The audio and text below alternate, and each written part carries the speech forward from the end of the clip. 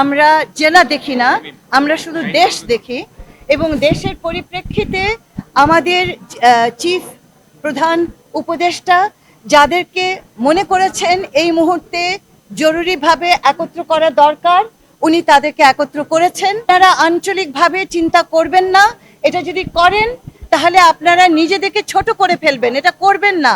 আমরা দেশ নিয়ে ভাবছি, অঞ্চল ভিত্তিক আমরা ভাবছি না, এবং এই অঞ্চল ভিত্তিক ভাবনাগুলো আমাদেরকে খুব সংকুচিত করে দেয়, আমাদেরকে সংকীর্ণ করে দেয়। এই জায়গাটা থেকে বের হয়ে এসে আমাদের ভালোবাসাটুকু দেখুন, আমাদের আন্তরিকতা দেখুন, আর যেখানে আমরা পেরে উঠছি না, কেন পেরে উঠছি না সেই সমালোচনা করুন, আমরা সেটাকে উত্তীর্ণ করব।